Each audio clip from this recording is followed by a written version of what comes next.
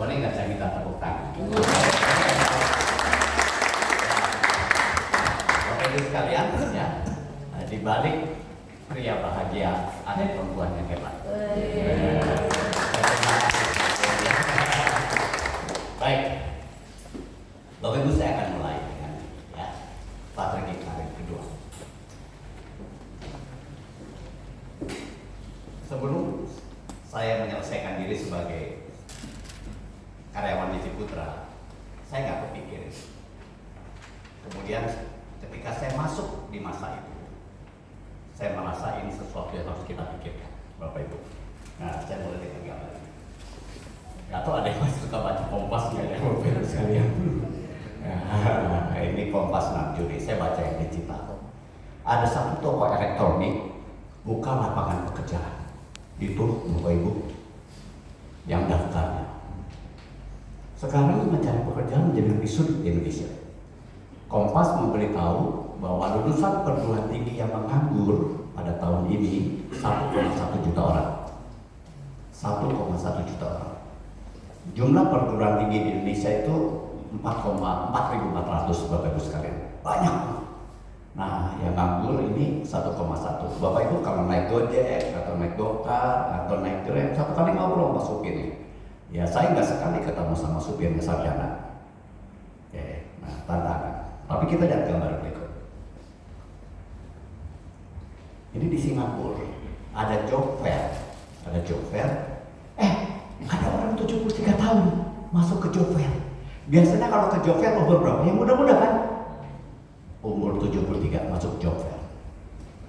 Dia mengatakan katanya dia tadinya dagang, ya mungkin di tempat kayak pertokoan, sewanya naik, nggak kuat ya, nggak bisa terus. Akhirnya ke job fair, Bapak Ibu, umur 73 masuk job fair. Pernah nggak kita kepikir kejadian seperti ini akan terjadi di Indonesia? Nanti saya akan ceritakan. Bapak Ibu sekalian, di Asia negara yang paling banyak lansianya itu Jepang. Nomor 2-nya apa? Singapura. Nomor 2. Tidak ada. Ya, baik, saya akan mulai. Siapa Bapak Ibu yang kerja orang sekarang? Ada nggak yang jadi karyawan? Ya, karyawan. Oke, karyawan ya. Bapak Ibu sekalian, betapapun Anda mencintai pekerjaan Anda, setia pada kantor Anda, suatu hari Anda akan dipaksa untuk keluar. Namanya hari pensiun. Betapapun Anda mencintai dia, Anda harus keluar. You have to go. Nah, Bapak Ibu sekalian, ya, nanti mendaratnya di mana? Bapak Ibu sekalian, saya melakukan pensiun dini pada tahun 2018 ya, karena alasan kesehatan. Saya mendarat lulus, saya bersyukur pada Tuhan. Saya mendarat lulus. Saya melihat ke belakang, lihat sekitar saya, banyak orang struggle. Ya, oleh karena itu saya memutuskan bahwa saya tulis satu buku, namanya Mendarat Lulus di Karir Kedua. Bapak Ibu kalau tertarik, ya, di topik, ya, yang ngejual teman saya. Bagaimana mendarat lulus? Sebagian isi buku saya ceritakan sekarang kepada Bapak Ibu sekalian. Bapak Ibu sekalian, Bapak Ibu yang kerja, suatu kali harus meninggalkan kok. Anda nggak mau dijorokin kok, ya. Nah, nanti Anda mendaratnya di mana? Ya, kan pilihannya ada 2 tuh, ya, di laut atau di tempat pendaratan kita. Ya. Nah, saya dengan istri kita umur 65, Bapak Ibu sekalian. Mungkin sedikit yang lebih tua dari saya. Saya termasuk yang tua. Dan saya ingin menyaksikan bahwa aku bersyukur kepadamu oleh karena kejadianku dahsyat dan ajaib. Ajaib apa yang kau buat dan jiwa benar menyadari. Saya bersyukur kami kedua sejak muda melakukan pelayanan. Dan ternyata itu persiapan untuk sekarang. Ya, Bapak Ibu sekalian, kami duduk pelayanan di kampus sama-sama. Ya, zaman dulu di kampus itu nggak ada staffnya, kalau sekarang banyak ada staff perkantas dan lain-lain. Sehingga kita dipaksa untuk jadi MC, jadi lain-lain. Berbicara di depan umum seperti ini saya sudah lakukan Bapak Ibu 40 tahun yang lalu. Ya, jam terbangnya udah panjang, termasuk istri saya. Ya, ternyata itu sebuah persiapan. Ya, nah, ya, ini ada satu orang namanya Kiyosaki. Ya, dia bilang kerjaan orang itu hanya 4. Ya. Employee, kerja orang. Self-employed itu kerja sendiri, jadi notaris, jadi dokter gigi, jadi trainer. Ya, orang usaha sendiri, tapi barang dagangannya waktunya dia. Ya, kalau si dokter giginya jalan-jalan ke Bali, tutup tokonya, warungnya, kan betul kan? Ya, tapi kalau punya toko, bisnis owner kan punya pegawai. Ya, orangnya ke Singapura, tokonya masih buka. Atau Anda jadi investor. Nah, pada dasarnya gini Bapak Ibu sekalian, Bapak Ibu perlu berpikir suatu kali kalau yang kiri atas, yang employee-nya ditutup, mau pilih yang mana? Oke, itu dulu ya, nanti kita pikirkan kenapa itu mesti dipikirkan. Ya, mari mulai. Nah, Bapak Ibu sekalian, ya ini, setuju nggak faktor U tidak bisa dilawan? Ya, nggak bisa ya? Begini ujung-ujungnya.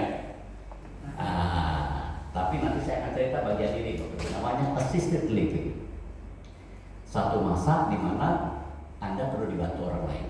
Oke, ini nggak bisa dilawan nih, Bapak.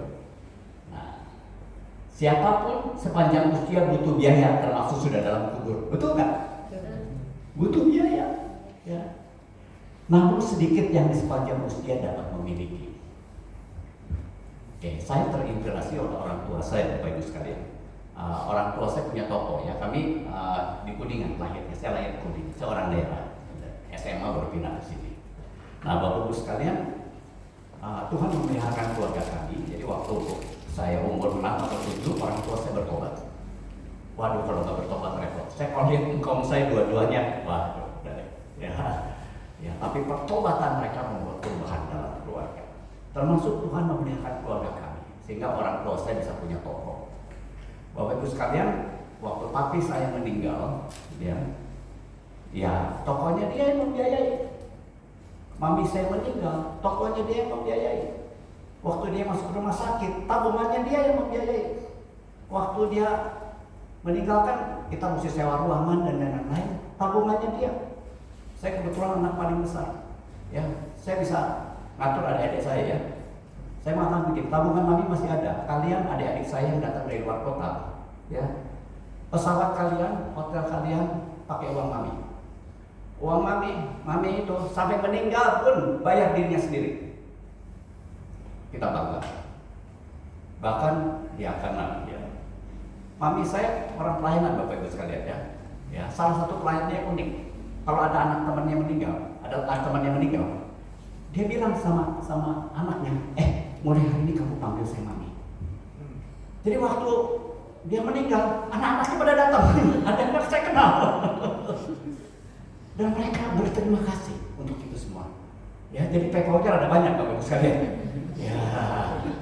Nah, mami saya meninggal, persembahannya masih jalan. Saya bersyukur, ajaib pemberian Tuhan. Bapak Ibu sekalian, pengen nggak sampai meninggal persembahannya masih jalan? Harus dipersiapkan, begitu. Oke, ya. Nah, saya akan mulai dengan kabar baik atau kabar buruk. Mau pilih kabar baik dulu, kabar buruk dulu? Ya, saya mulai kabar baik dulu aja. Nanti buruk tutup kabar baik. Kabar baiknya begini, Bapak Ibu sekalian. Bapak Ibu sekalian, kalau ulang tahun kan didoakan panjang umurnya, betul nggak? Ini doanya sering banget. Bapak Ibu dikabulkan panjang umur.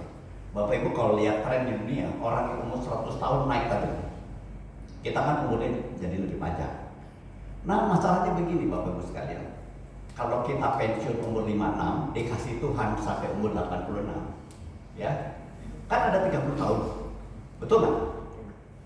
30 kali 12 bulan 360. Kalau sebulan butuh 10 juta, harus punya tabungan berapa? 3,6 M. Berapa banyak orang Indonesia pada saat pensiun punya 3,6 M? Nah, oke, jadi kabar baiknya bisa jadi kabar buruk, Bapak Ibu sekalian.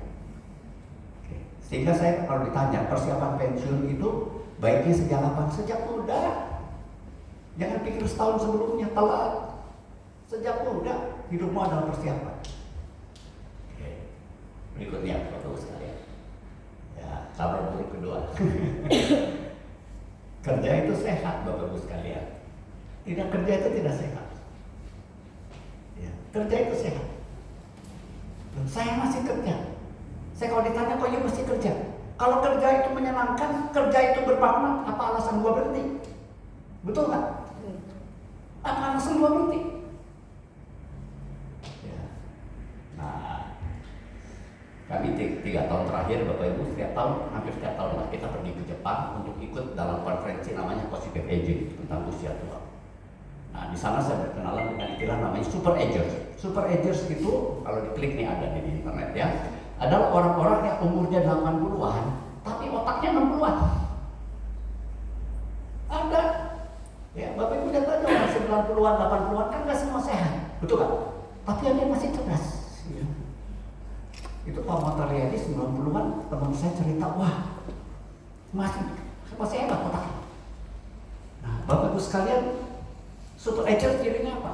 Sosialnya aktif, ya, terus bergaul, ya, intelektualnya aktif, memecahkan masalah, mikir, ya, nggak nonton gitu ya. Bapak Ibu sekalian jadi tua, Bapak Ibu nonton TV terus, percayaan itu mati. Nggak mikir. Mami saya, ya kan kita punya toko. Bapak Ibu sekalian, di toko itu mami apa? Belajar matematik. Kan kembali uang kan mesti dihitung kan di daerah, ya, kembali uang mesti dihitung. Terus berrelasi nyapa orang dan lain-lain. Waktu COVID kita kan khawatir semua, ya, anak-anak bilang mami jangan ke toko. Wah, itu turun kesehatannya. Ya. Kan kita memang dilahirkan Bapak Ibu sekalian, dibesarkan Tuhan ngasih kita kemampuan untuk memecahkan masalah. Berikutnya physically aktif Bapak Ibu sekalian, ya, jalan kaki, olahraga. Ya, saya target Bapak Ibu sekalian weekday saya target 10.000 langkah, ya, seminggu 3 kali ke gym. Ya. Kalau weekend ya minimum 6.000 lah, ya. Malam ini udah berapa nih? Udah 9.000 saya. Ya. Tapi hari biasa saya 10.000 langkah, jaga. Dan spiritually aktif, jangan pernah berhenti layang. Jangan pernah. Ya. Oke. Nah, kabar buruk ketiga. Nah, HSBC melakukan riset 1.000 orang, semuanya sudah kerja tahun 2019. Jadi orang yang bekerja 1.000 orang ditanya ya tentang masa pensiunnya. 3/4 responden usia kerja mengharapkan anaknya akan membantu mereka pada masa pensiun. Ya. Jadi kabar baik atau kabar buruk nih buat anak muda? Ya.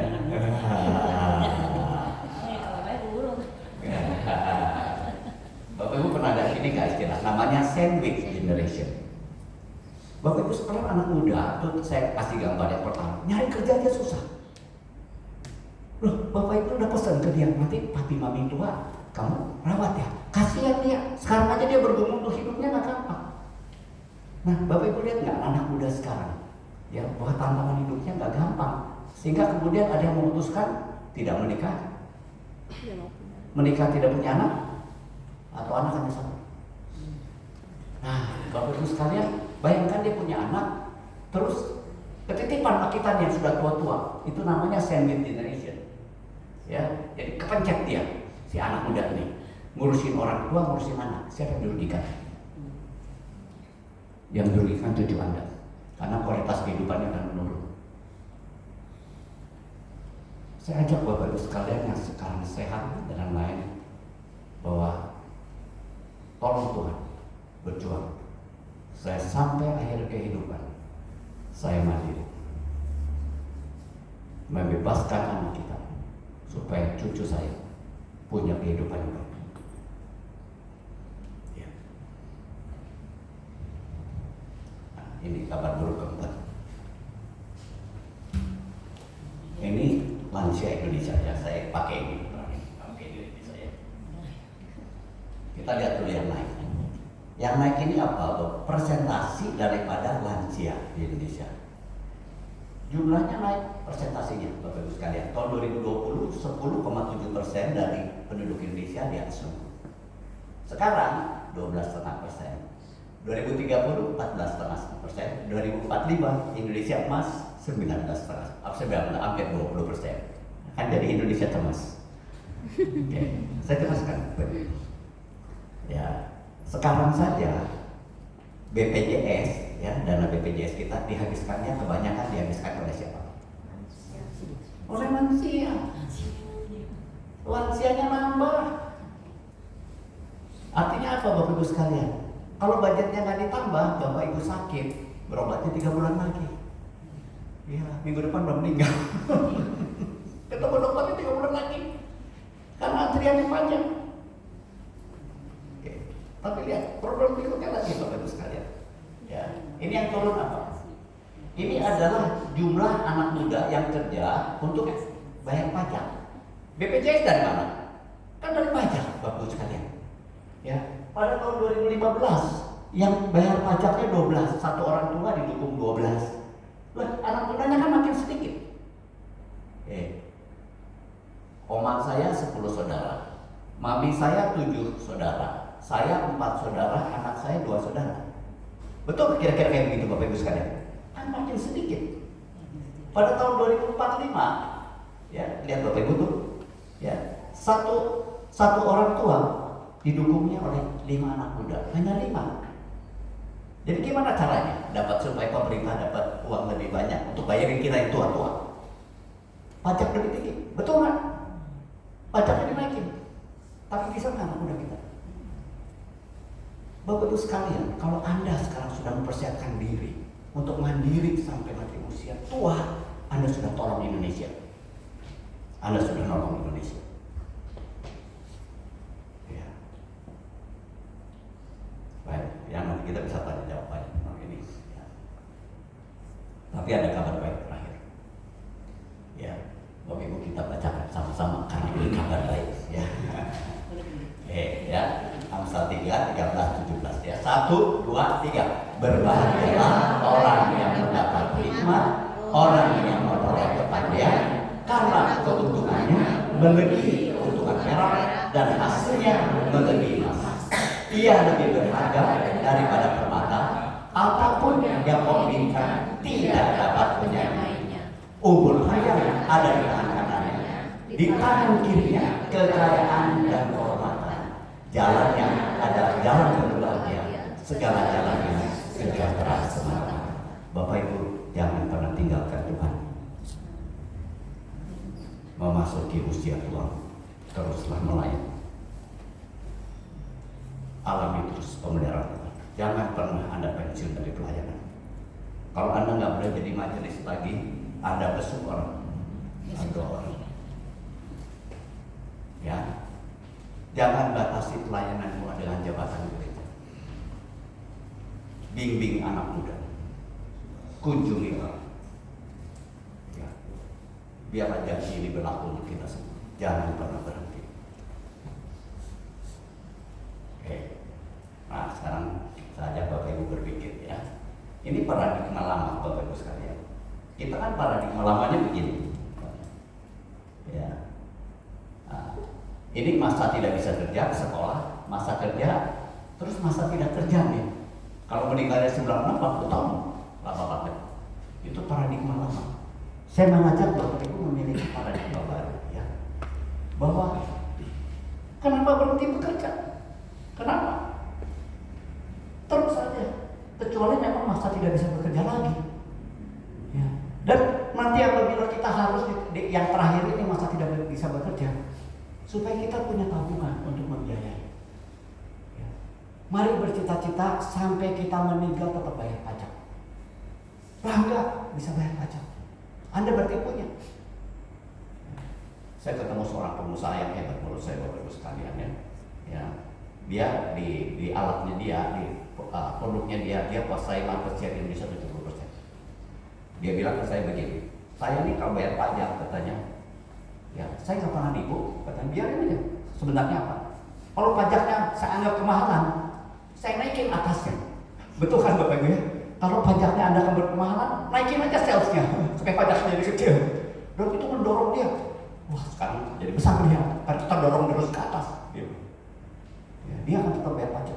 Bapak Ibu, kalau Anda punya tabungan cukup, Anda bekerja terus, ya, deposito Anda kan bayar pajak. Ya.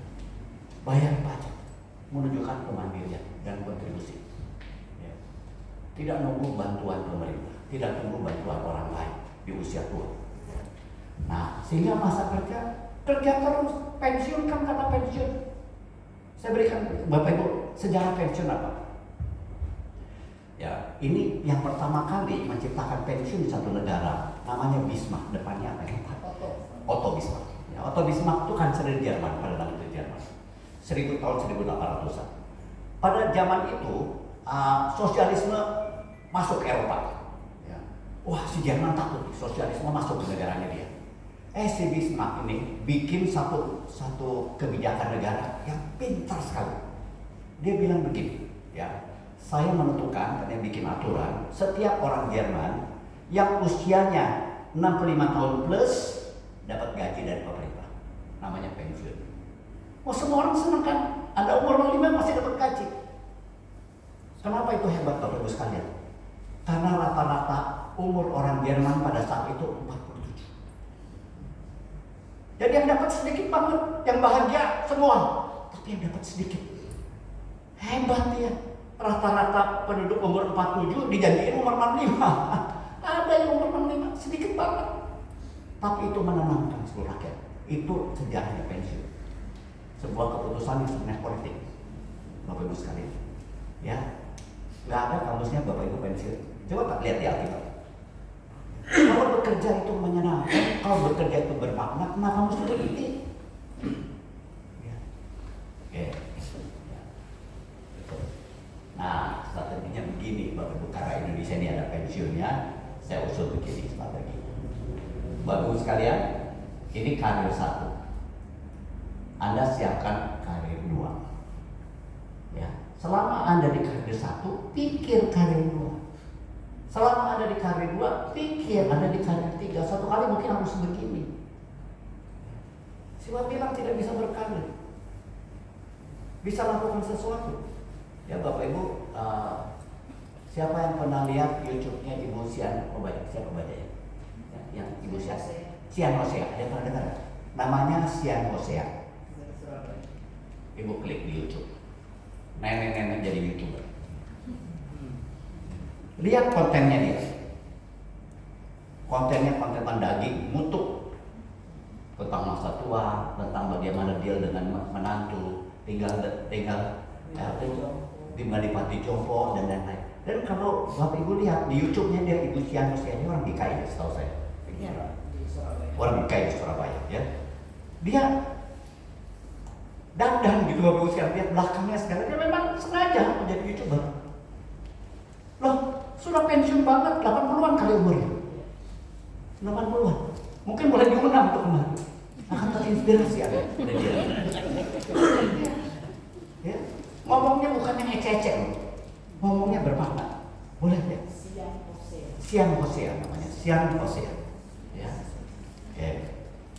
Nah, Bapak Ibu sekalian, perhatikan ini. Anda semua ya bisa masuk karir 1 kenapa? Karena ada persiapan di masa prakarir, betul kan? Ya kalau Anda di prakarirnya sekolahnya nggak benar, sekolahnya nggak lulus, nggak masuk karir 1.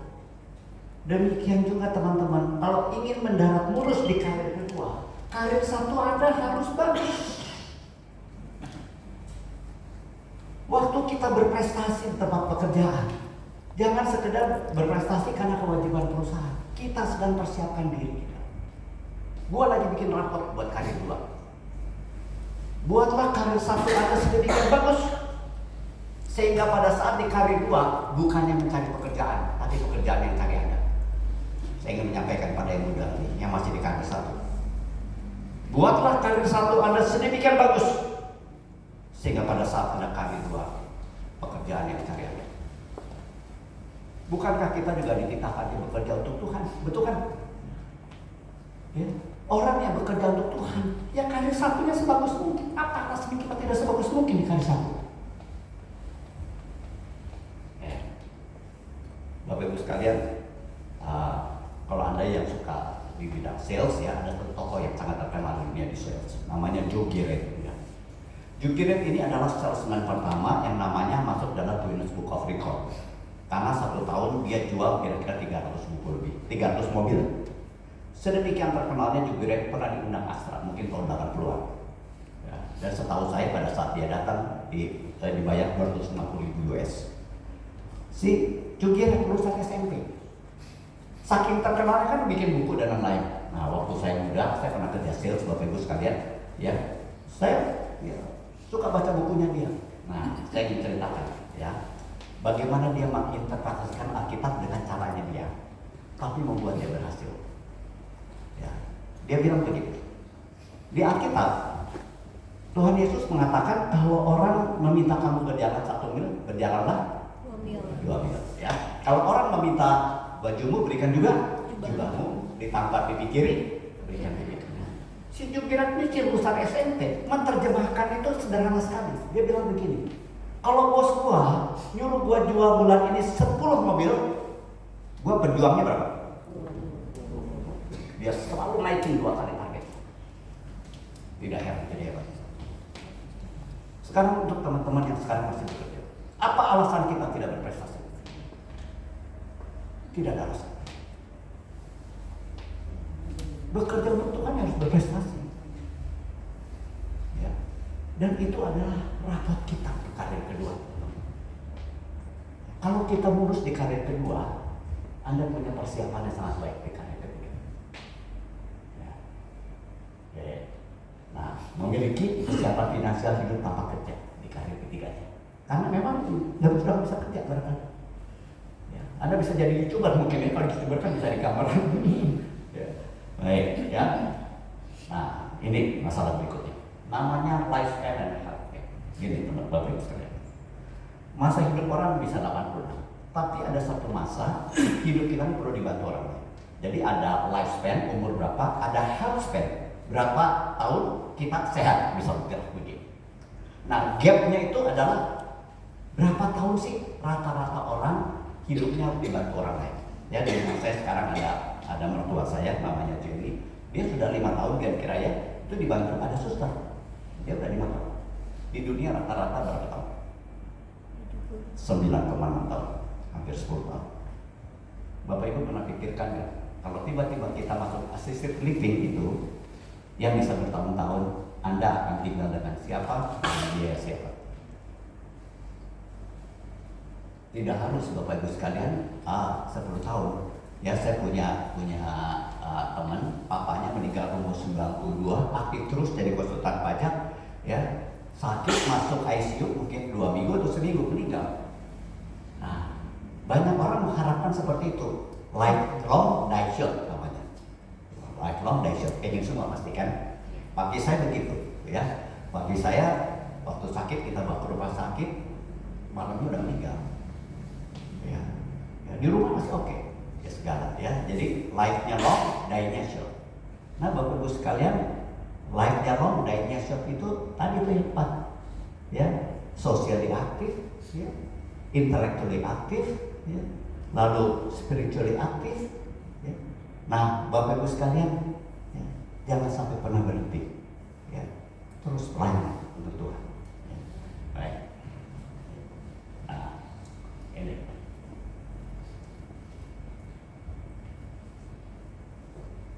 Wah, kata freedomnya hilang nih kata-katanya ya. Ya, Bapak Ibu sekalian, sebenarnya kata-katanya begini. Banyak orang pakai namanya financial freedom, ini mudah-mudahan financial freedom katanya ya. Saya pakai freedom yang lain, namanya freedom tool. Kebebasan untuk bekerja. Kalau bekerja itu kita bisa terus kan, kita punya kebebasan memilih, Bapak Ibu sekalian. Namanya freedom tool. Bisa nggak kita mencapai itu? Bisa, Bapak Ibu sekalian.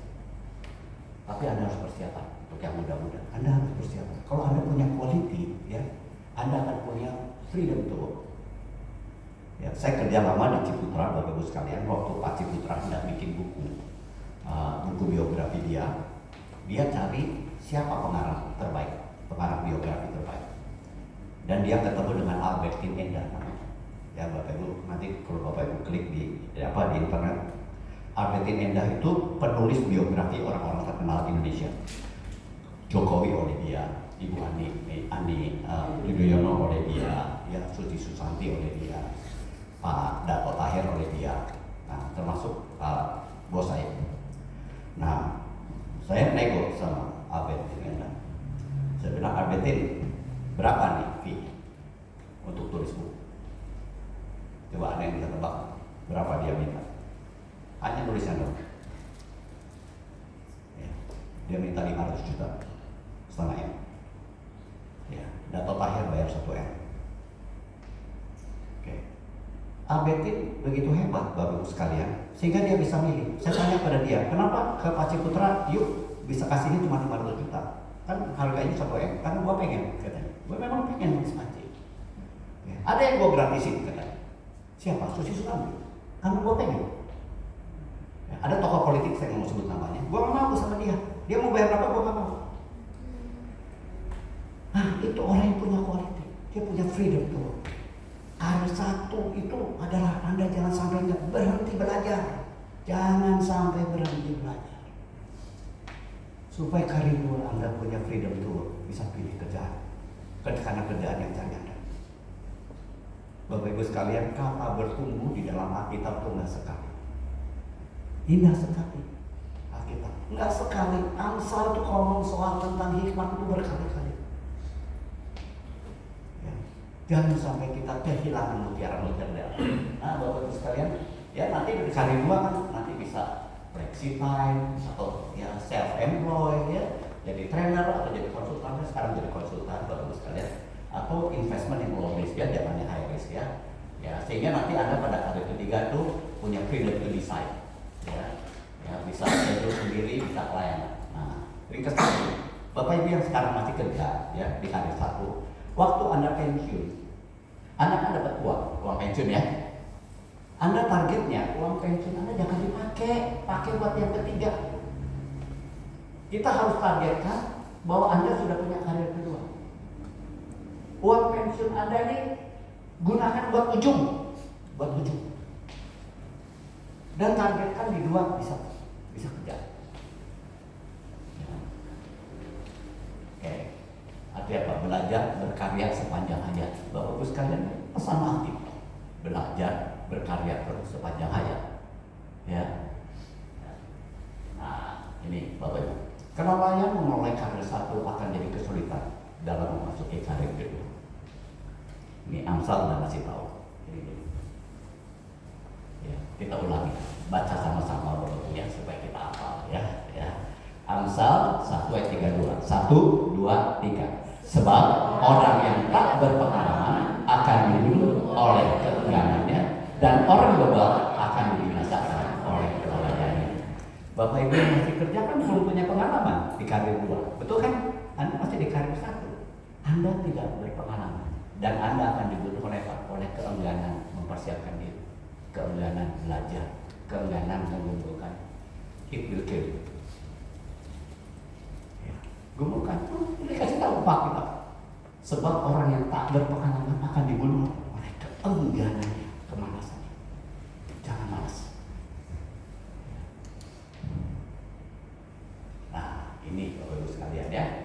Nah, ijazah Bapak itu masuk ke karir 2 ya, itu ada 5. Ya, apa saja? Kompetensi. Kerja 30 tahun, kompetensinya nambah dong, ya. Punya rekam jejak, punya prestasi, punya reputasi, dikenal sebagai apa? Ya punya jejaring, punya aset. Ya pasti masa tabungan nggak punya, ya. Tapi jangan hanya aset. Ini nih 4 yang lain: kompetensi, reputasi, rekam jejak dan jejaring. Ya teman-teman Bapak Ibu yang dagang, jejaring penting sekali. Ya saya dapat jadi konsultan karena jejaring Bapak Ibu sekalian. Ya. Saya diminta jadi komisaris independen di perusahaan yang lain ya. Barangkali ya karena reputasi ya. Tiba-tiba ditelepon, Pak mau nggak jadi komisaris independen? Katanya, ya di Metrodata ya. Ya saya mau lah Bapak Ibu sekalian. Ya jadi komisaris itu setahun rapat 6-8 kali kasih gaji bulanan kan mau ya. Rapatnya cuma 3 jam paling ya. Nah, ini semua Bapak Ibu sekalian ya saya ceritakan ya. Pada saat Anda masuk nanti di karir kedua, ingat 30 tahun itu hidup Anda harus bayangkan building block. Kalau building block itu bisa dibangunnya macam-macam. Jangan puzzle. Kalau puzzle disatuin hanya satu gambar. Kita 30 tahun ini, Bapak Ibu, di kerjaan Anda bisa jadi macam-macam. Ya, saya bersyukur karena pelayanan, tentu saya bisa jadi pembicara seperti ini. Saya bisa jadi penulis buku, Bapak Ibu sekalian. Ya, buku saya belasan kali yang sudah saya tulis. Ya, saya bisa jadi konsultan. Konsultannya industrinya macam-macam. Karena 30 tahun, sekolahnya macam-macam. Menggabungkan pengalaman di pelayanan, di kerjaan, sekolah. Ya, Tuhan pimpin saya, Bapak Ibu sekalian. Saya bersyukur pada Tuhan. Waktu saya pensiun, saya kuliah di 6 perguruan tinggi. Saya selesaikan 5. Dan itu tiket saya juga, salah satu tiket saya masuk karir kedua. Ya, nah Bapak Ibu sekalian, bangunlah building block. Salah satu caranya Anda punya building block yang lebih bervariasi, itu adalah pelayanan. Ya, Bapak Ibu sekalian, tadi saya sebutkan kerjaan saya konsultan perusahaan keluarga. Konsultan perusahaan keluarga itu kerjaannya apa sih? Begini Bapak Ibu sekalian. Kalau satu keluarga punya perusahaan, biasanya besar-besar Bapak Ibu sekalian. Punya anak 5 misalnya. Mau diteruskan ke berikutnya. Yang meneruskan anak paling besar atau anak paling besar yang jadi presiden?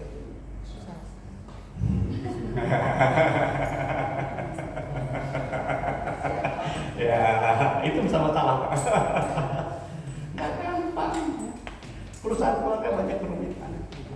Ya, harus bisa menggabungkan ilmu keluarga sama ilmu apa?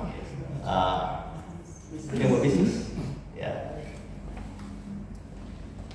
Kasusnya macam-macam Bapak Ibu sekalian. Saya punya satu klien saya itu berapa saudara ya.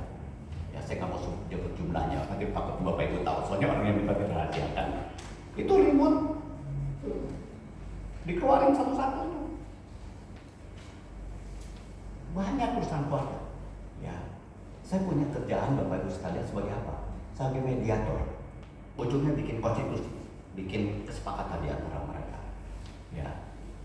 Nah, saya bisa punya ilmu itu dari mana? Satu, saya sendiri kerja di perusahaan keluarga, saya baca. Tapi Bapak Ibu sekalian, saya dengan istri saya belasan tahun kita di pelayanan Pariti. Saya tidak nyangka bekal pelayanan saya itu sekarang ada orang yang bayar. Cukup mahal loh. Orang bayar.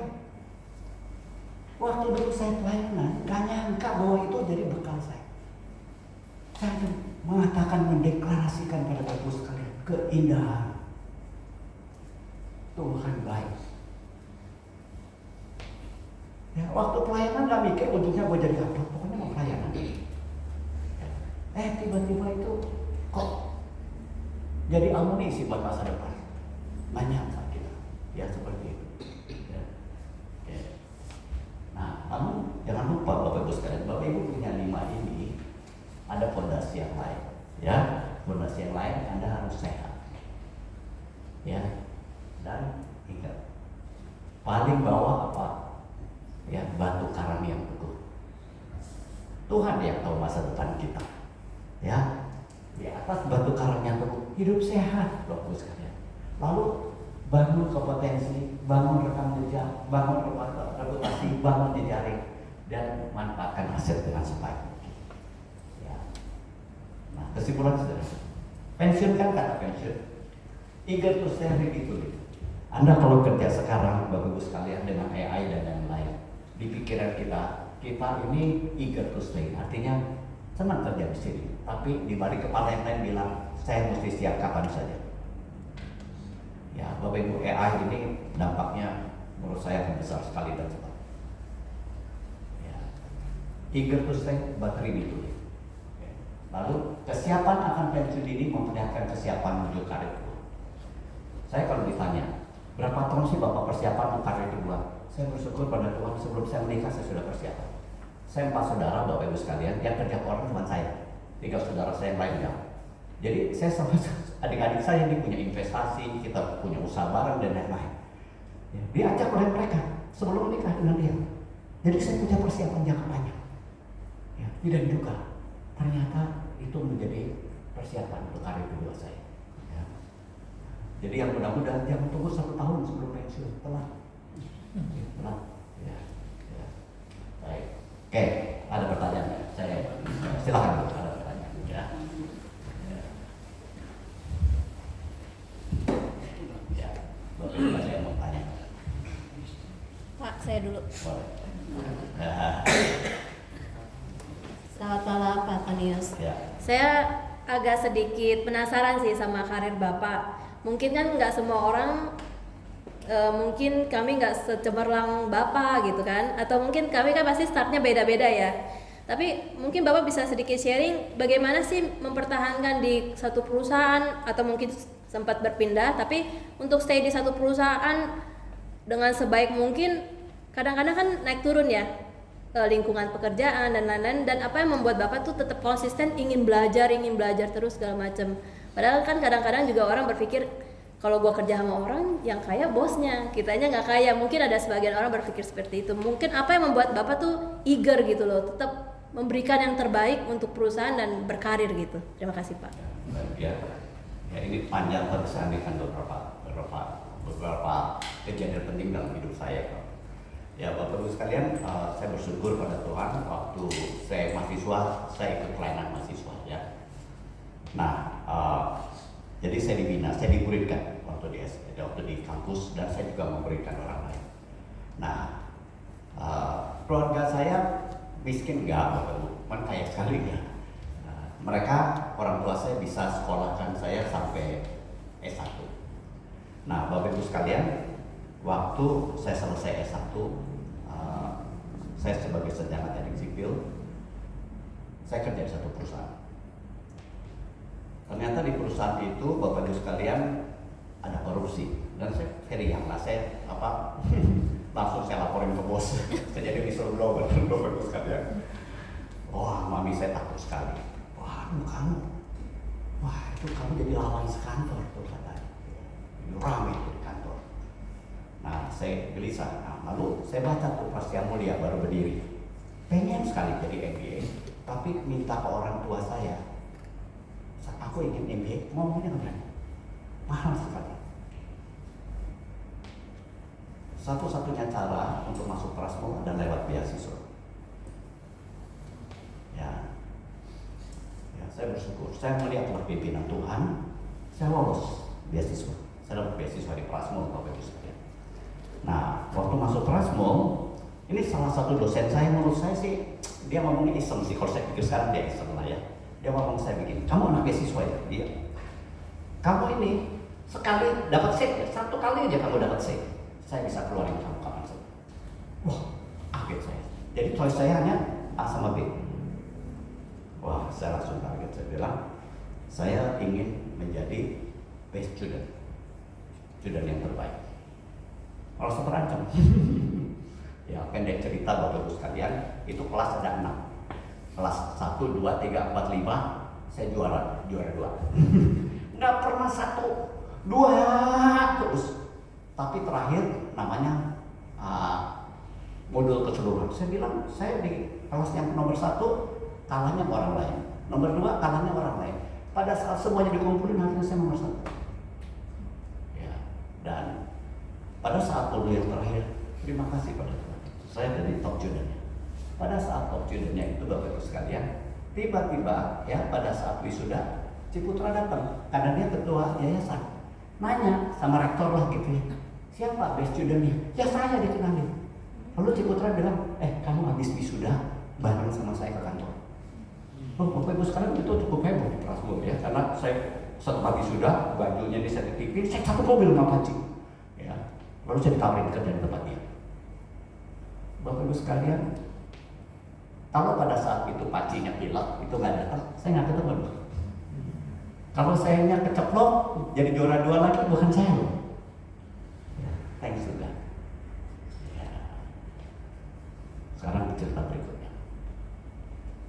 Tahun 91 kami menikah, 94 kita punya anak. Ya. Pada saat itu umur kita udah masing-masing 34. Dapat anak kita susah. Dokter mengatakan kami namanya unexplained infertility. Ya, diperiksa normal, dapat anak susah. Bapak Ibu sekalian, lahir anak, ya, wah senang sekali kita. Umurnya cuma 10. Wah luar biasa. Kita begitu sedih sekali. Kenapa? Istri saya mengatakan bahwa kamu 10 hari, dia 9 bulan. Itu kan merasakan anak itu 9 bulan. Bapak Ibu, begitu sedihnya kami ya, sehingga setelah semua selesai, kita pakai mobil pergi aja. Nggak pulang ke rumah, dia juga nggak pulang ke rumah orang tuanya, pergi aja udah pokoknya. Saya matang tadi, kita berhenti di hotel di mana, pokoknya kita mau berhenti ya berhenti udah. Kita pergi ke puncak, nggak book hotel dan lain-lain, karena begitu sedih. Nah selama bergumul itu saya mengatakan gini, saya pengen berhenti kerja setahun, pengen sabbatical karena terlalu sedih ya. Nah pada saat kita di puncak itu kan ada koran dan lain-lain, baca ternyata British Council ada beasiswa namanya Chevening Award. Saya daftar ke sana karena kesedihan, karena pengen nggak kerja setahun. Nah Bapak Ibu sekalian, saya daftar, puji Tuhan saya dapat lagi di sini. Dan saya pergi ke Inggris, kita berdua pergi ke Inggris, dan kita tidak tak sadar bahwa Inggris itu adalah negara yang untuk fertility, untuk kesuburan itu nomor 1 di dunia. Bayi tabung pertama itu di Inggris. Dan perguruan tinggi tempat saya belajar itu perguruan tinggi yang sudah 100 tahun lebih. Kalau perguruan tinggi yang lama-lama biasanya masuk dengan fakultas apa? Anda tahu nggak? Fakultas kedokteran. Kita berobat di sana, anak kita lahir. Oke. Berikutnya, ya, saya sekolah di Inggris, terus saya pikir, aduh, udah sekolah ya, berarti saya dapat masa degree kedua ya. Saya pengen sabbatical lagi, setiap 7 tahun mau sekolah lagi, tapi saya lupa. Suatu kali saya punya kesulitan, kita punya 2 anak, punya kesulitan masalah Tuhan kita. Saya mengatakan pada istri saya yang bisa tolong orang tua, bukan di sekolah dan lain-lain. Nah, saya pergi ke Amerika untuk ikut konferensi tentang gifted and talented education. Waktu di sana dapat penawaran, kenapa nggak langsung S2 lagi? Ya, akhirnya teruskan masuk lagi S2. Bapak Ibu sekalian, saya sekolah itu termasuk lewat accident. Saya kadang-kadang mengatakan saya mungkin bangga ya, Tuhan ngomong saya nggak dengar. Ya, di JWR baru saya tiba-tiba sadar. Bapak Ibu sekalian, mungkin Bapak Ibu mengalami pergumulan sekarang. Hadapi bersama dengan Tuhan. Ya, itu mungkin ada jalan buat ke depan yang Anda nggak duga. Ternyata benturan-benturan dalam kehidupan yang membuat saya jadi sekolah terus. Tuhan yang ajaib yang sudah menolong saya adalah Tuhan Anda satu persatu yang sayang pada Anda. Jangan keluar dari cinta kasih Tuhan. Jangan keluar. Emangnya buat saya aja? Enggak. Bapak Ibu, ya, Anda semua satu persatu dicintai oleh Dia. Jangan pernah keluar. Jangan. Ya. Baik, ada yang lain? Ya, silakan.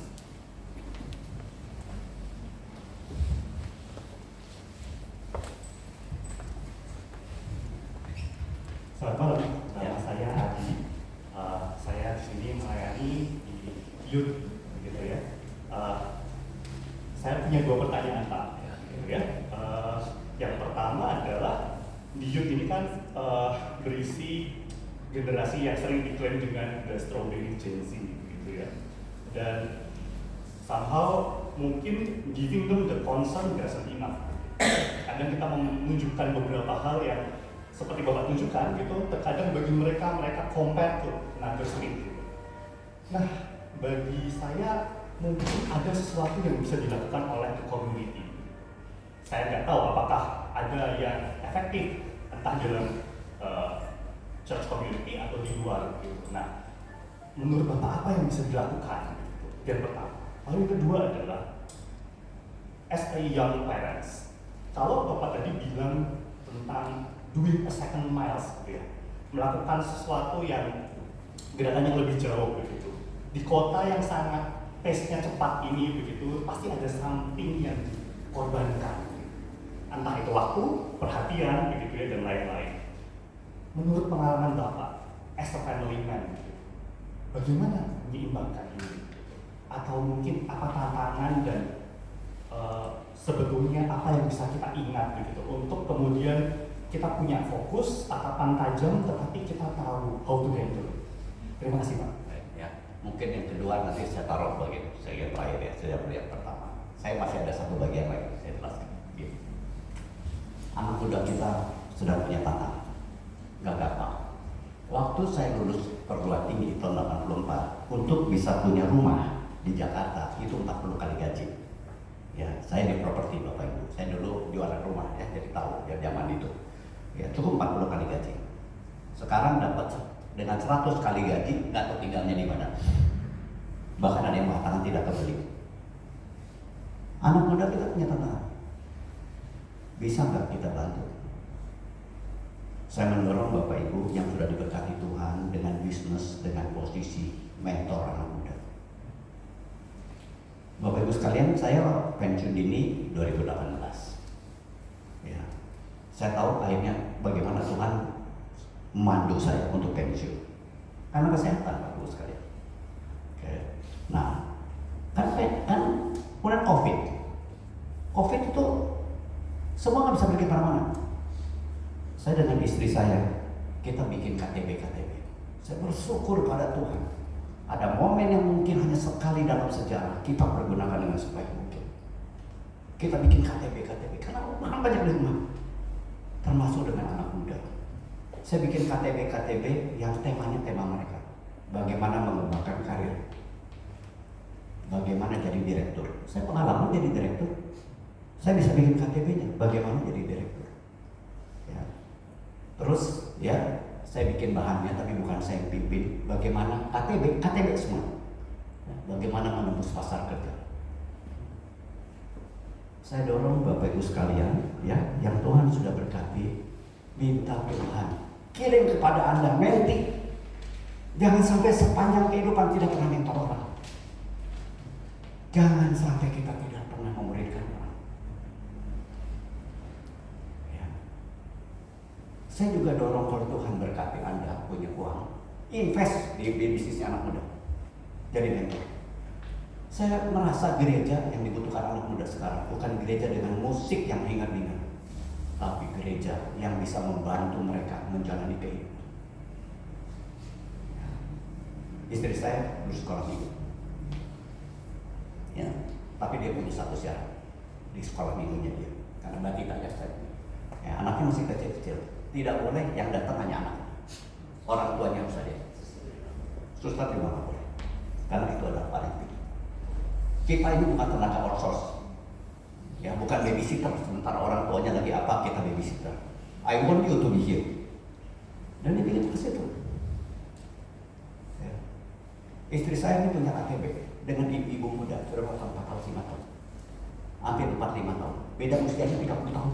Saya bilang sama dia, tuh anak KTB-mu itu muda banget itu, dia lebih tua dari mamanya mereka, 4 tahun. Ya, baca buku terus. Saya ingin sampaikan Bapak Ibu yang diberkati Tuhan dan lain-lain, yuk muridkan anak muda kita, jangkau mereka. Saya ketemu dengan Musa tadi ngomong, ya saya punya KTB 2 di gereja sekarang lagi pimpin. Satu namanya KTB karir kedua. Ya, bimbing beberapa orang yang sudah umur 50-an yang karir kedua. Ya, 2 bulan lalu saya bikin KTB lagi. Ya, nanti besok nih kita KTB jam 11. Namanya KTB jualan.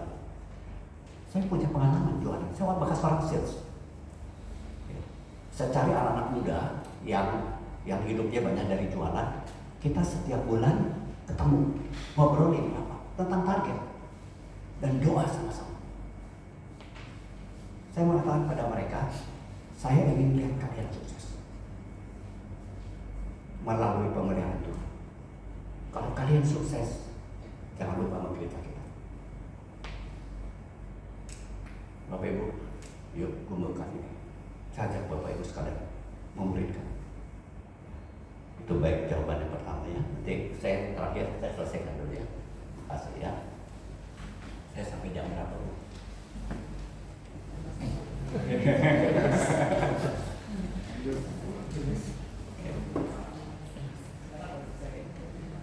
Ya, ya, baik saya terusin ya. Baik. Nah, Bapak Ibu sekarang bagaimana dari financial freedom? Ya. Nah, ini freedom itu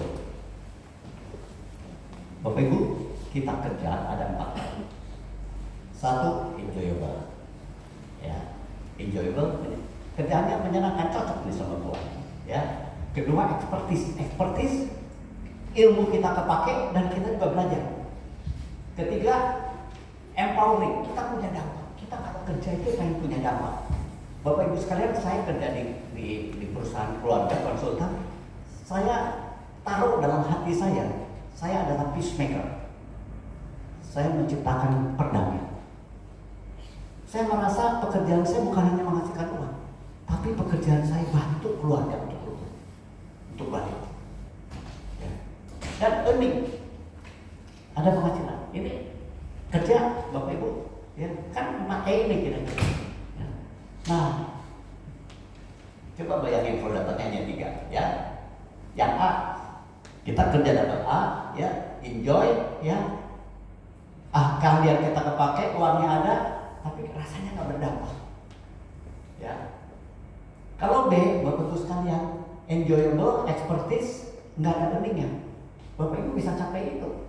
Kalau nanti pada saat karir kedua, kebutuhan finansial Anda sudah terpenuhi, Anda bisa pilih pekerjaan yang Anda suka, berdampak, tidak berbayar uangnya. Ya, Bapak Ibu, saya pengalaman banyak sekali dalam edukasi, sekolah, edukasi, dan lain-lain. Tuhan berkati saya dengan kerjaan komisaris itu sudah gaji tetap. Ya. Nah, saya dengan anak saya sekarang ajak anak saya, yuk kita bikin konsultan lain, namanya second opinion.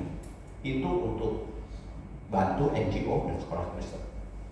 Sekarang kita lagi bantu ibu siapa sekolahnya, Atalia. Ya, ya, ibu siapa ya? Ya, dengan sekolah pinus. Ibu siapa tanya, Pak bayar berapa? Ya, Bapak minta bayar berapa? Saya mengatakan hanya 2 opsi, pay as you wish atau pro bono.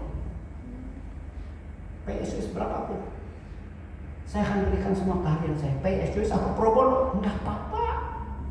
Bapak Ibu sekalian, saya menciptakan pada Tuhan, that's in my enjoyable work. Saya merasa berdampak melakukan dan berterima kasih kepada Tuhan. Tuhan sudah membuat saya pada titik ini bisa datang ke NGO atau perusahaan. Gua kasih pelayanan, kasih konsultasi, silakan. Mau pay as you wish atau pro bono. Itu menyenangkan. Itu menyenangkan. Oke. Nah, jangan sampai begini Bapak Ibu poinnya. Kita sampai dengan di karir 2 dikejar-kejar earning. Jangan sampai. Ya. Pada saat kita karir 2, Bapak Ibu, ketika kita sendiri kan kemampuan menahan tekanan mentalnya juga beda sama yang masih muda-muda. Ya. Bapak Ibu masuk di pekerjaan-pekerjaan yang lebih Anda merasa connect dengan passionnya Anda, enjoyable, cocok dengan expertise-nya Anda, dan Anda tahu itu bantu orang lain. Ya. Tapi kemudian setelah itu ada earningnya, ya puji Tuhan, ya saya seperti di konsultan keluarga, saya menikmati semuanya, ada earningnya lagi, ya puji Tuhan, ya bersyukur. Oke, nah, baik, saya terus ya. Nah, belum tahu tak tadi. Kuncinya freedom to grow. Nah ini akibatnya menarik Bapak Ibu. 1, tetap ya. Oke. Perumpamaan talenta itu ada 2 di akhir. 1 tentang uang mina, 1 di Matius 25 tentang talenta. Bapak Ibu ada yang tahu nggak bedanya di Lukas 19 sama di Matius 25? Bedanya apa? Ada yang kira-kira pernah ngerti? Di Lukas 19 pakai istilahnya uang mina. Ada 10, ada yang masih tahu nggak? Masing-masing dapat berapa? Dapat 1. Ya. Yang kedua talenta, Matius 25. Masing-masing 1 tuh beda-beda nggak? Beda-beda. Pernah Ibu Bapak perhatikan? Menurut saya satu pesan yang penting. Ada talenta yang sama buat semua orang, ada talenta yang beda-beda. Ya, ada orang talentanya musik, ada talentanya ya matematik, fisika, ada yang talentanya gaul gampang banget. Tapi Ibu beda-beda itu talenta. Itu Matius 25. Talenta kita yang sama semua. Waktu semua orang punya. Dia kita mengatakan 2 poin itu Anda punya freedom to grow, menumbuhkannya, memanfaatkan waktu, menumbuhkan karya. Itu menyinggung yang tadi. Time managementnya bagaimana? Karena waktu sudah terbatas. Ya, nanti saya akan berikan beberapa tips untuk itu. Bapak Ibu sekalian, itu freedom to grow. Bertumbuhlah dalam pemanfaatan waktu. Bertumbuhlah dalam talenta. Oke, itu yang pertama ya. Nah, saya Bapak Ibu. Oke. Kalau kita bagi aktivitas kita, saya bagi antara yang penting, tidak penting, suka dan tidak suka. Bapak Ibu sekalian, yang tidak penting, tidak suka, pasti Anda tidak lakukan. Betul kan? Yang penting Anda suka, pasti Anda lakukan. Ya, Anda punya restoran, suka masak, pasti masak terus. Betul kan? Penting dan Anda suka. Problemnya adalah begini. Tidak suka, tapi penting. Atau suka dan tidak penting. Saya ulangi ya. Yang ini penting nih, Anda suka. Penting. Ya, belajar yang mempersiapkan diri penting. Anda suka. Ya, yang ini suka, tidak penting. Nonton drakor. Ya Bapak Ibu bukannya salah. Kalau Bapak Ibu sekalian cita-cita jadi penulis drakor, nggak apa-apa, penting. Ya, itu penting kalau ada cita-citanya begitu. Ya. Bapak Ibu lebih sering baca Kompas atau baca WA Pos? WA Pos banyak yang tidak penting loh. Ya. Nah, Bapak Ibu, problemnya adalah antara 2 sama 3. Waktu Anda diisi yang mana? Diisi yang Anda suka tidak penting, atau Anda diisi yang penting walaupun Anda tidak suka. Bapak Ibu sekalian ya, jalan kaki pagi buat saya juga sebuah perjuangan Bapak Ibu. Saya ke jalan kaki 1,5 jam. Kalau sama gym bisa 2 jam. Ya. Bosan juga Bapak Ibu, tapi saya bilang itu penting. Walaupun gua gak terlalu suka, mesti dilakukan tiap hari. Bapak Ibu, itu di Alkitab gimana? Ingat, pasti ada banyak yang apa, ya. Yesus mengatakan barang siapa mau mengikut aku, ia harus menyangkal dirinya, memikul salibnya, dan mengikut aku. Coba Bapak Ibu sekalian. Penting, tidak ada suka. Pikul. Anda suka, tidak penting. Sangkal.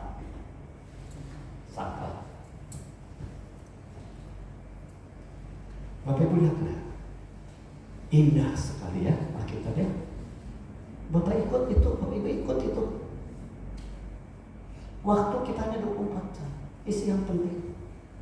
Kalau penting itu tidak ada suka, Anda pikul. Kalau yang Anda sukanya begitu kuat, Anda sangka untuk mengikuti dia. Itu membuat Anda tumbuh, grow, menyiapkan untuk karir.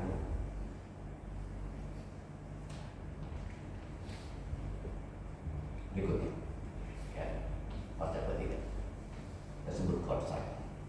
Orang sukses, Bapak Ibu ya, itu kombinasi dari kesempatan sama kemampuan. Setuju ya? Ya, mampu, nggak ada kesempatan nggak bisa. Ada kesempatan tidak mampu nggak bisa. Nah, ini daerah keberhasilan. Ya. Kesempatan eksternal, ya, kemampuan internal kita. Bapak Ibu gimana caranya untuk memperbesar daerah keberhasilan? Apa yang besar ininya? Gimana caranya? Gimana caranya? Supaya daerah keberhasilan besar. Idenya? Supaya ini potongannya besar nih, bintangnya besar. Deketin. Ya. Jadi pertama besarin dong, betul kan? Besarinnya mana yang bisa kita besarin? Kemampuan kita. Bapak itu jangan pernah berhenti belajar. Ya, saya minta izin puji istri saya. Ya, minta izin, puji istri saya. Ya, ambil master degree lagi, umur berapa? Saat umur 50 ya. Umur 54. Dia sekolah lagi. Belajarnya apa? Teknologi entrepreneurship, Bapak Ibu sekalian. umur 54. Ya. Nah, karena belajar lagi sekarang dia punya kesempatan melayani Tuhan lebih lagi. Dia bisa ngajarin design thinking.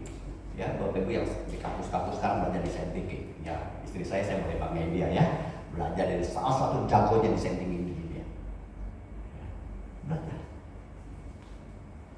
Jangan pernah berhenti belajar. Nah, bisa nggak kita mendekati peluang? Ya, kesempatan itu di masa depan. Gimana caranya kita mendekati peluang? Oke, saya akan berikan ilustrasi. Bapak Ibu sekalian, dewa peluang dalam mitologi Yunani namanya Kairos. Ya, si dewanya itu Bapak Ibu sekalian, kepalanya bulat, rambutnya panjang, kakinya ada roda, jadi larinya cepat sekali. Ya. Si dewa ini kalau mau ditangkap, begitu Anda lihat ada tangkap gitu nggak bisa, cepat. Ya. Satu caranya untuk nangkepnya dia adalah dicegat. Tapi kan kita tidak tahu masa depan, Bapak Ibu sekalian. Yang tahu masa depan siapa? Tuhan. Tuhan. Anda bisa tegak peluang itu kalau Tuhan yang kasih tahu. Kalau Tuhan yang kasih tahu. Kita lihat ya. Siapakah orang yang takut akan Tuhan? Tepatnya Tuhan akan menunjukkan jalan. Bapak Ibu sekalian, Anda tidak tahu karir Tuhan. Tuhan mau nunjukin. Takut akan Tuhan. Ya. Akuilah dia dalam segala waktu, maka ia akan meluruskan jalan. Meluruskan jalan menuju karir.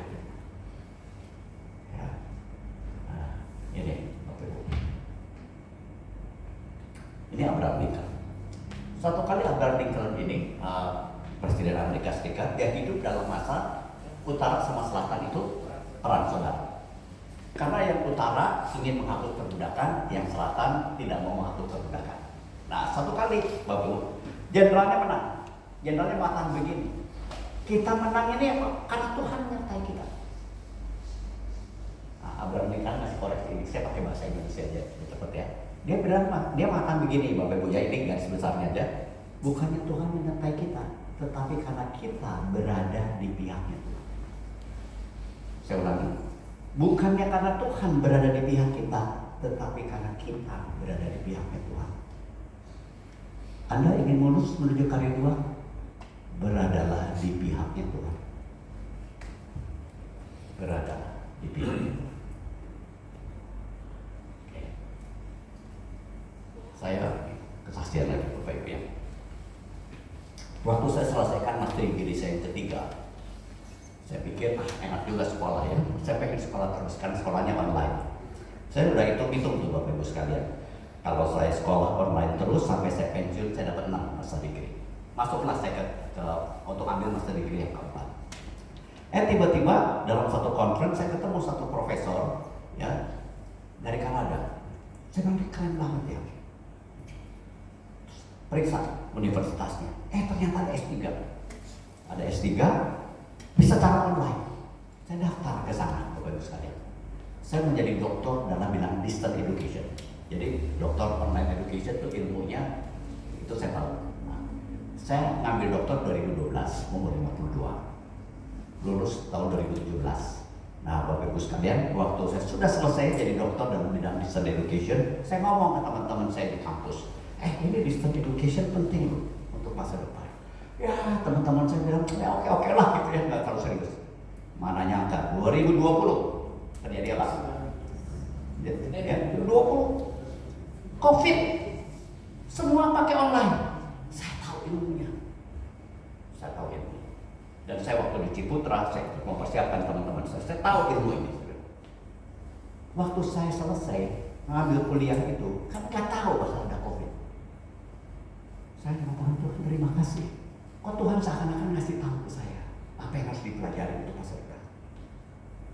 Saya nggak tahu kok, mana yang nggak ada COVID. Hanya mengatakan Tuhan terima kasih.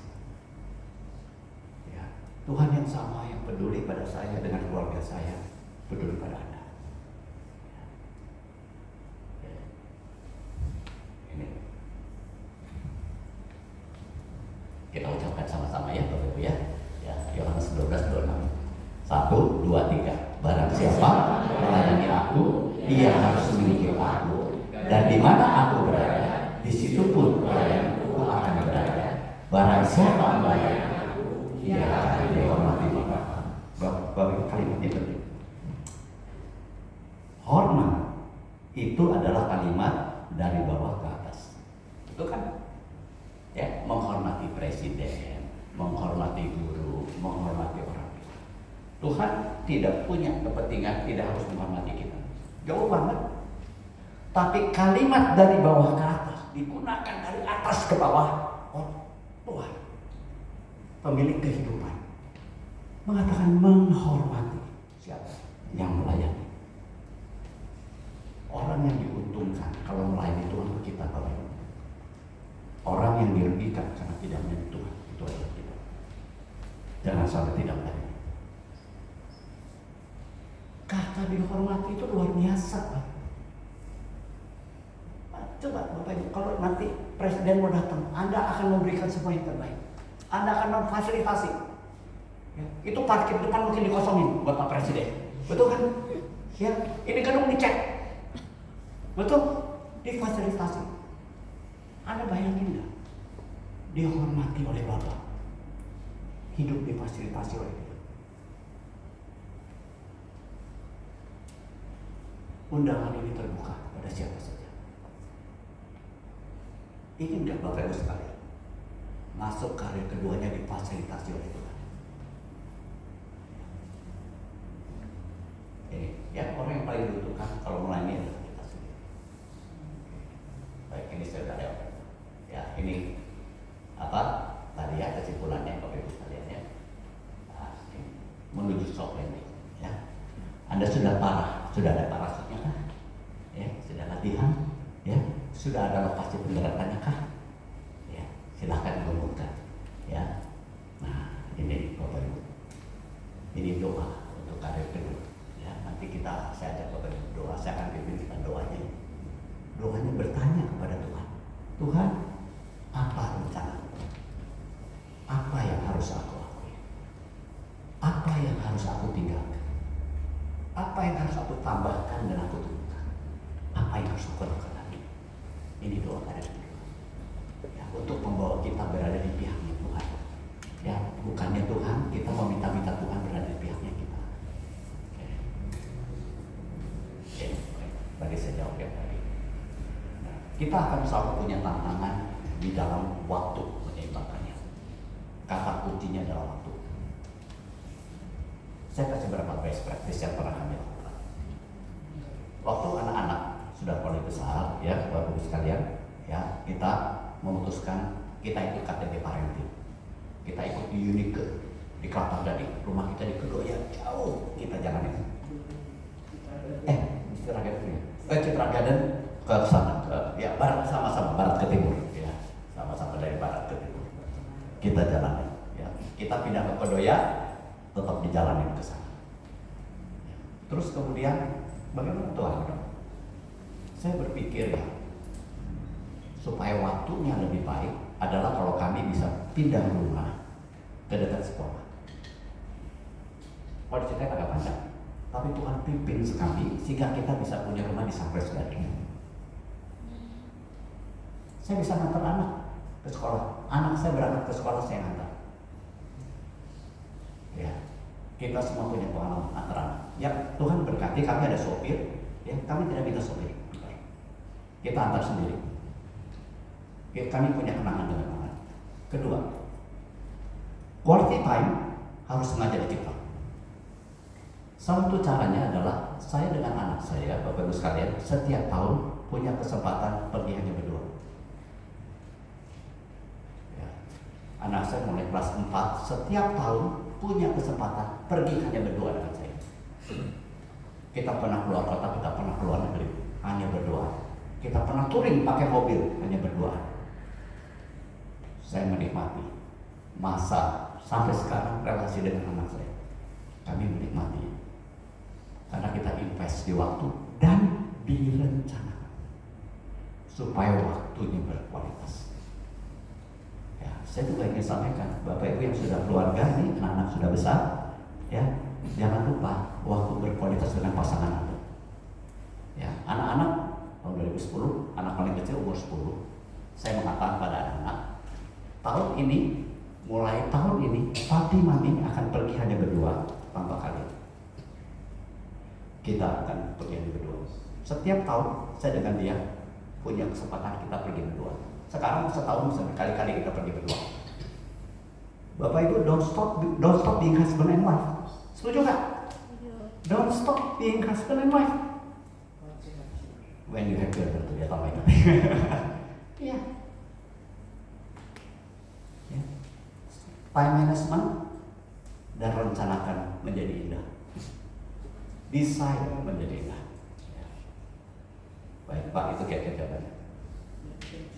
Anak muda itu prioritas. Ya. Maju.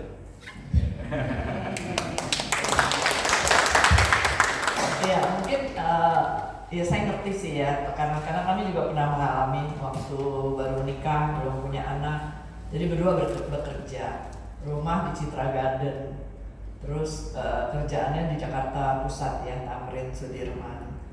Jadi ya kita pulang berdua gitu. Memang pas Tuhan berkati ada sopir sih, jadi saya bisa tidur setiap kali ya. Tapi waktu punya anak ya berkeputusan gitu ya. Jadi saya sebagai ibu kerjanya diganti flexi time supaya bisa temenin anak. Lalu yang saya mau ngomongin soal pengelolaan waktu adalah mengatur prioritas. Ya saya harus memuji suami sekarang. Karena apa? Tiap hari dia kerja sampai malam, jam 8 sampai rumah. Tapi sebisa mungkin kecuali ada yang penting, suami saya ini nggak pernah tuh ikut karaokean, main golf, enggak dia. Tapi biar aja dia di senior director perusahaan besar nggak pernah main golf. Teman-teman saya ketemu, oh gue main golf apa segala untuk lobby apa, dia enggak. Kenapa? Prioritas untuk keluarga. Jadi ada hal yang kita bayar gitu ya. Jadi dan tadi seperti tadi dia bilang bahwa hubungan dengan anak, relasi itu lebih penting gitu ya daripada hanya semata kasih uang, pakai suster. Kami ada suster, tapi saya diingatkan sebelum saya punya anak, mungkin kita pengalamannya kan anak pertama kita meninggal ya, jadi kita belajar banyak yang penting-penting gitu untuk dengan anak. Jadi saya punya suster, tapi teman saya pernah bilang begini, punya lo pembantu, punya suster, tapi dia nggak pembantu katanya. Gua nggak pernah kasih anak gua tidur sama dia. Gendong juga saya yang gendong. Suster, ya itu dia cuci baju, dia siapin masakan gitu kan. Nah itu prioritas ya. Jadi mana yang penting. Jadi teman-teman sekalian, Tuhan akan beri hikmat. Ya yang mana misalnya dia pulang, dia nggak akan saya setiap tahun selalu tungguin makan bersama. Habis itu main dengan anak-anak. Kan ada bapak-bapak, kami pimpin banyak kelas parenting ya. Saya bilang suami-suami pulang ya kalau udah capek Ci, nggak mau ngurus. Suami bilang saya udah capek kerja, saya maunya baca koran atau nonton anaknya diinikan. Saya bilang ya nggak bisa begitu. Nah itu kan ada yang harga kita bayar. Ibu-ibu juga begitu loh ya. Jangan anggap emang saya tahu lebih enak kerja karena saya juga udah kerja. Kerja itu lebih enak daripada jaga anak ya. Dapat duit, bisa hahaha sama temen, bisa apa gitu. Tapi anak itu kan penting ya, kita ngajarin parenting. Membangun relasi yang dari muda itu dengan kita tahan diri ya. Ibu-ibu yang nggak kerja pun jangan waktunya itu baca WA ya.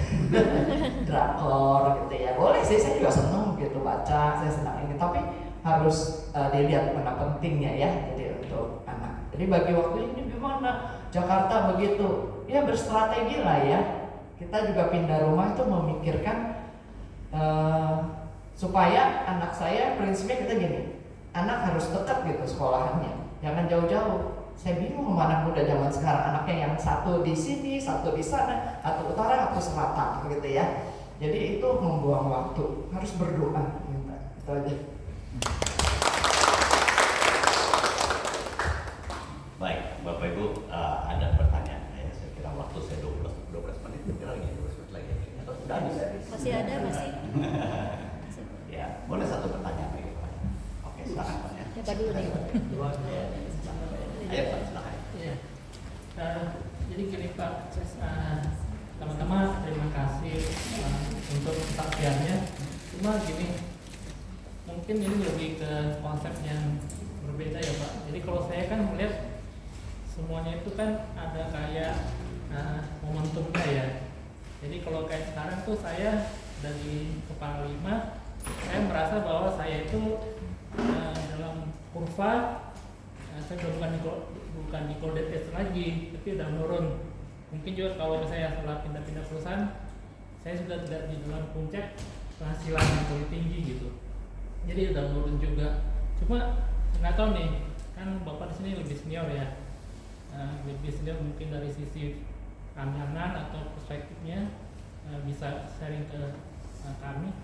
Kalau menurut Bapak gimana? Apakah misalnya setelah Bapak di umur misalnya sudah kepala 5 dan dengan misalnya mempertimbangkan banyak hal, oh saya misalnya mau sabbatical leave, cuti atau apa, ada nggak misalnya kekhawatiran, oh nanti kalau saya mau balik lagi kerja, saya masih bisa nggak ya diterima gitu di apa secara profesional. Terus yang saya juga dapat apa pandangan dari Bapak adalah gimana dari sisi Bapak juga bisa manage ya dari sisi kayak kekhawatiran. Kayak tadi juga saya bilang kan dari sisi waktu, kan makin berumur kita juga kan pasti ada, tadi kan Bapak bilang faktor U ya. Tentunya kan kita ada decline juga dari sisi mungkin kemampuan kita dalam bisa dari si otak itu kita bisa menerima apa. Bapak kan kayaknya juga sangat apa semangat ya belajar apa. Saya di situ salut sih, kagum. Cuma ya saya juga pengen tahu gimana Bapak tuh bisa tetap menjaga ya di usia yang di atas 60 ya. Terus yang satu lagi yang terkait dengan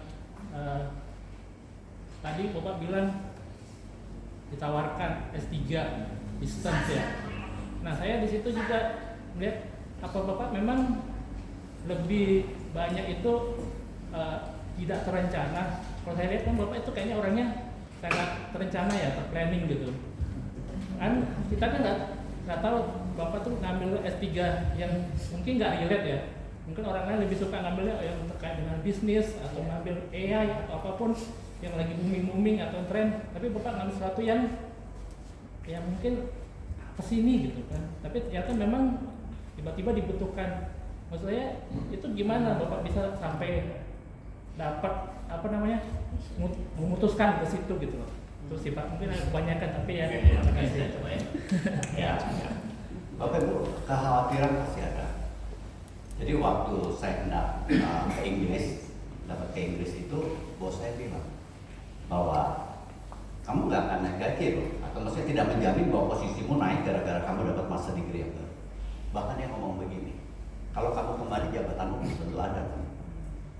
Tapi saya merasa di hati Tuhan ada sesuatu yang Anda bisa merasakan kita berkumpul dengan Tuhan, ini jalan. Saya lalui. Bapak Ibu, saya kembali ya datang ke sini semua balik ke saya dan lebih surprise lagi saya ketemu Pak Ciputra itu tiba-tiba nggak berencana ketemu depan Pak Ciputra. Ronius, kamu datang ya? Saya bilang, kita baru masuk satu bisnis baru lagi ya. Kamu pegang. Nambah. Saya percaya kalau itu di dalam perkumpulan Tuhan, Bapak Ibu sekalian, Tuhan buka jalan. Ya, Tuhan buka jalan. Saya juga khawatir, ya kita tadi udah siap-siap, wah mesti nyari kerjaan tempat lain kan ya. Lagi bergumul gitu, zaman dulu tahun 96 kan belum ada email, dapat surat ya dari kantor. Saya tahu kantor masih kayak saya balik ya adalah Tuhan bikin ya. Ya jadi ada Pak, saya juga khawatir tentang itu ya. Yang kedua itu tentang kekuatan kita. Begini Bapak Ibu sekalian, saya pakai Olimpiade ya. Kalau Olimpiade itu ya anak muda namanya faster, stronger, higher. Ingat nih istilah jargonnya Olimpiade. Ya, lebih cepat, lebih tinggi, lebih kuat. Kita kalau sudah umurnya 52 tahun lebih, Olimpiadenya lain. Kita harus bisa masuk ke bagian yang menjadi kekuatannya kita, yaitu apa? Kita sebagai orang yang 50-an 60-an itu deeper, ilmu kita lebih dalam, wiser, karena kita lebih bijaksana. Udah ngalamin asam garam dan broader, jejaringnya makin luas. Sehingga memang kita harus meningkatkan diri sedemikian rupa supaya ilmu kita nggak sama yang muda. Nah, memang sekolah itu bisa membantu. Oke. Jadi Bapak Ibu masuk ke yang lain. Ya. Secara psikologis begini, dikenal ada dua macam intelijen, fluid intelijen sama crystal intelijen. Memang kita kalau sudah makin umur itu ada fluid intelijennya yang berkurang, kita mungkin bisa lupa dan lain-lain. Tapi yang mengkristal itu jadi kuat, kita akan bisa menjadi lebih bijaksana dalam mengambil keputusan. Gunakan itu. Sehingga kerjaan saya sebagai konsultan kalau saya jobnya ke teman saya begini. Saya bilang, gue sekarang baru sadar nih, rambut putih gue laku. Ternyata klien saya ini orang-orang seusia saya atau lebih tua dari saya. Nggak mungkin dia lebih anak muda. Dia punya case dengan anak-anaknya yang dewasa. Anak saya udah dewasa. You bilang case you sama anaknya, gue juga punya anak. Jadi rambut putih gue bisa laku Bapak Ibu sekalian. Asal di field yang berbeda. Nah, siapkan diri masuk ke field. Ya, contoh sederhana, jejaring kita mesti luas. Biasakan berjejaring. Oke. Kedua, saya tidak selalu berencana, Pak. Saya hanya merasakan mungkin ya saya tidak terlalu sensitif mungkin dengan pimpinan Tuhan ya. Jadi saya by accident. Nah, kenapa saya pensiun dini? 2017 saya sakit. Nilainya apa yang cancer maker prostat namanya? PSA saya tinggi belasan. Wah, saya khawatir sekali. Terus tiba-tiba saya sudah merasa seakan-akan Tuhan bilang pada saya, kamu mau ngapain hari ini? Saya masih bisa terus Bapak Ibu ya, karena saya dicebut rambut. Ya, bersama ada 7 orang yang lain itu dianggap senior. Jadi oleh bos saya karena perusahaan keluarga, ya lu kerjanya terus gitulah ya boleh lama lah. Teman-teman saya masih ada sekarang masih di sana ya. Jadi saya adalah orang pertama di antara itu yang keluar gitu. Nah, tapi ternyata Tuhan memimpin saya untuk punya kemungkinan pelayanan lebih banyak. Setelah ini pesanya turun lagi Bapak Ibu. Saya sampai merasa ya, saya mungkin orangnya gak gitu sensitif ya dengan pimpinan Tuhan ya. Tuhannya pasti lewat masalah. Tapi ya harus berespon kita. Ya, berespon buat itu. Ya, saya bisa ngambil master degree yang ketiga kan karena saya punya satu masalah dengan anak saya. Ya, waduh ini anak ini menurut saya mesti di-handle secara spesifik yang lain. Yang bisa bantu siapa? Orang tuanya. Saya putuskan saya yang sekolah. Saya katakan pada anak saya, master degree tapi yang ketiga saya kasih buat kalian. Tapi mana nyangka Bapak Ibu sekalian, master degree ketiganya itu jadi penting buat saya sekarang. Saya degree-nya tidak singular. Ya, S1 saya civil engineering, S2 saya yang pertama bisnis, S2 saya yang kedua itu urban development, S2 saya ketiga itu educational psychology, ya, dan kemudian education. Kan kelihatan nggak singular gitu ya. Tahu nggak Bapak keuntungannya apa? Saya bisa berpikirnya berbeda dibandingkan yang lain. Karena kombinasi ilmu saya beda sama orang lain. Menciptakan kombinasi baru yang nggak ada. Saya hanya syukur aja. Ya, barangkali kalau saya conclude begini. Bapak sekalian, saya hanya ingin menyaksikan kebaikan Tuhan. Ya, saya juga ya mungkin nggak bisa gitu ya. Oh Tuhan lewat hal yang tadi sakit ya, tapi hanya menemukan pimpinan Tuhan. Ya. Jadi pesannya dengarkan baik-baik pimpinannya. Ya. Tuhan akan menyediakan berbaik, tapi dengarkan baik-baik pimpinannya. Oke. Baik Pak, silakan Pak. Yang terakhir ya. Ya. Saya juga tanya Pak. Ini tadi kan ada karya kedua, ketiga. Mungkin baru kali ini kita kepikiran Pak masalah hal ini. Nah ibaratnya kami ini seperti orang bekerja gitu Pak ya. Makanya dari muda sampai tua kerja, ya kadang ada bisnis, tapi juga juga mengalami kegagalan atau sebagainya gitu. Nah, saya tahun kemarin sih juga udah kantor dari itu, jadi juga ada ibaratnya kayak pensiun ini. Nah, jadi ketika Bapak menyampaikan karir kedua ini, saya jadi bertanya gitu Pak. Kira-kira buat usia kami ini kalau karir kedua ini seperti apa Pak? Mungkin Bapak bisa memberikan contoh kira-kira pekerjaan atau misalnya bisnis seperti apa sehingga kita bisa survive gitu Pak. Terima kasih. Baik, ya. Bapak Ibu di usia seperti sekarang, kalau Anda nanti masuk 50-60, hati-hati dengan investasi yang high risk. Ya, pekerjaan yang low risk apa? Resikonya rendah, yaitu self-employed Pak. Kita menggunakan pengalaman masa lalu dan jejaring. Nah, di usia kita Pak, kita harus bisa jadi konsultan, ya. Kita bisa jadi narasumber, ya. Kita bisa menjadi seseorang yang bisa jadi trainer yang muda. Saya ketemu ada satu orang teman di kelompok KTP karir kedua saya. Dia bilang, apa tanya ke Odikadio? Waduh, saya ini Pak terbiasa kerja ke orang Jepang, jualan barang Jepang. Loh, yuk bisa jadi trainer. Trainer tentang sales di perusahaan Jepang. Nah, cuman mungkin dia orangnya kurang percaya diri. Kan tinggal nambah belajar. Jadi konten yang sekarang ditambah apa jadi yang baru. Oke, berikutnya Pak, yang dimiliki oleh kita, ya, yang tidak dimiliki oleh anak muda biasanya adalah kita bisa jadi konektor. Kan kalau punya teman jejari, ya, orang satu sama satu ditemukan, ya, kan jadi deal, kan bisa dapat komisi. Ya, ya. Kita menjadi konektor namanya. Saya juga pernah sekali diskusi, hamba Tuhan itu atau pendeta anggaplah ingin masuk karir kedua. Jadi kerjanya apa kalau di marketplace? Berarti juga begitu ya. Ya, kalau pendeta gimana di marketplace-nya? Saya bilang bisa jadi konektor. Pendeta itu kenalannya banyak. Mungkin ada satu bisnis di sini pengen buka cabang di kota lain. Pendeta pengen temennya dan bisa rekomendasi yang baik-baik. Jadi konektor, hargai dan mengerti. Ya, nah Pak, gunakan jejaring, gunakan masa lalu kita untuk itu. Ya, ilmu kita bisa dijual.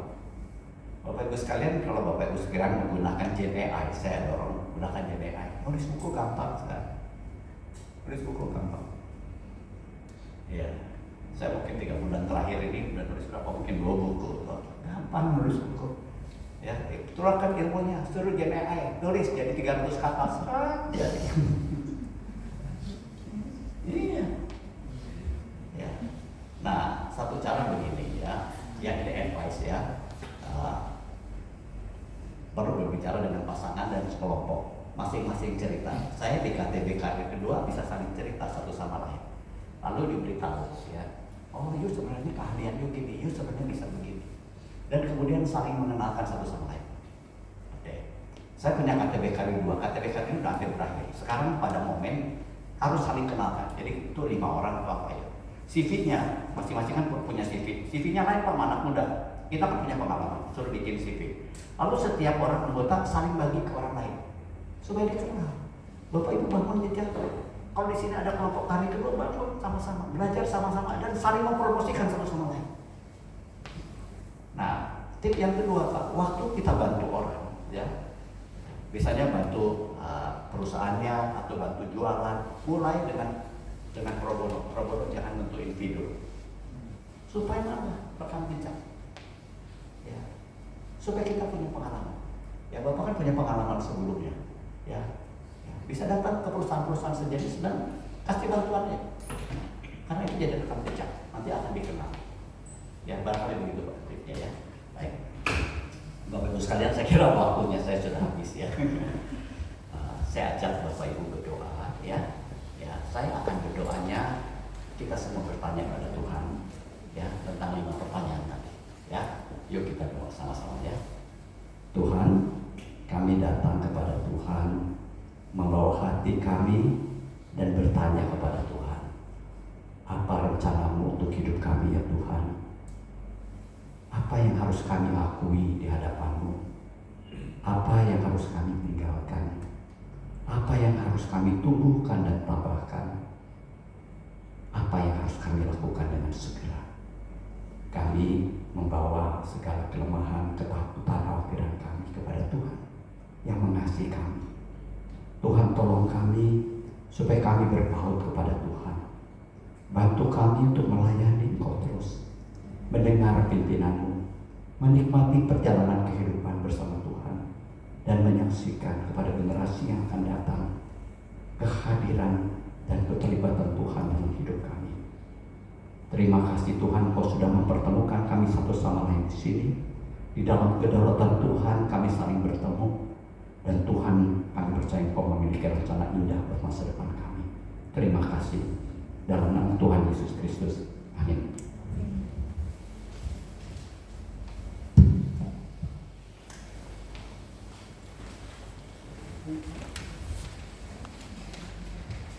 Terima kasih kepada Pak Antonius yang sudah membawakan firman Tuhan.